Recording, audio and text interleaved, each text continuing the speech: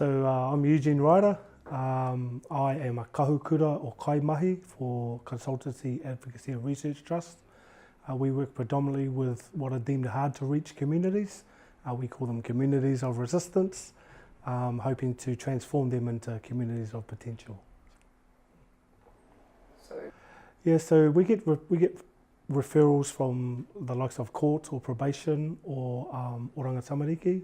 So they are people that are low socioeconomic, predominantly Māori, associated mainly with Indigenous gang communities, and they come to this organisation seeking support in whatever challenges they face, including court appearances, employment, housing, and even driver's licensing. So, for a lot of the young people we work with, the first offence that they have is driving without a licence, and for some of them that's just the beginning of a criminal career, and if we can offer them an opportunity to get that licence before they even start driving, then that changes their pathway in life, and to be able to do that is just something that we love to be involved in.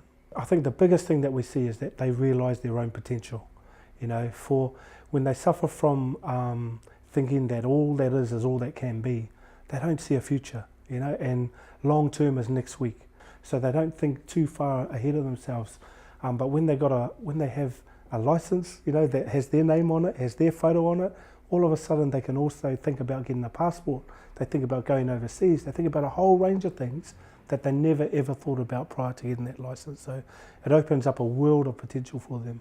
So that's one of the biggest benefits that we see when we look in the eyes of these young people, and we see that they see a different future from what they had not long ago. Some people find it challenging to fill out an application for a license, and so they don't, and therefore they don't get a license. But if we can sit down with them and show them how fun this process can be, then it just relaxes them. And we know when we sit licenses that it's a stressful situation. So if we can lessen that stress by any amount, then it's got to be good for these young people. So a lot of the communities we work with, they, if you're not part of their community, then you're the other. So there's the them and us scenario. Organisations such as ACC and LTSA and New Zealand Land Transport, they are part of the they category. So when opportunities like this come along, it brings them closer to community. So it's got to be good. And yes, they should be doing more of this. That enables the community to engage with them positively. So this kit is going to help do that. So the work that we're doing in Wainui with a cohort of young children of gang members out there, there was up to 200 of them that are all in different what they call cliques, and if we can get to those kids, the difference it'll make on the street, on the community in Wainui, but generally will have a positive effect, and what it's got to do is give an opportunity for the kids to demonstrate something positive to their families, and that can only be good.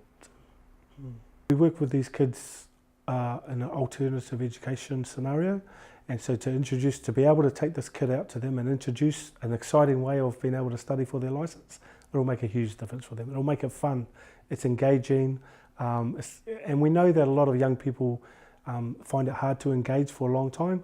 This thing, I think we're going to struggle to get it off them, so being able to have a tool that enables them to realise their own potential is huge.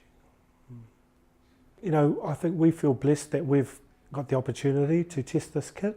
I think more organisations should be involved in it, because it is, for some of the organisations we prescribed, a lot of the stuff that we do is prescribed. This is left field, this is something that it's innovative, it's something that can and will engage with our young people, so yeah, just get out there and get a hold of that kit and promote it with the young people.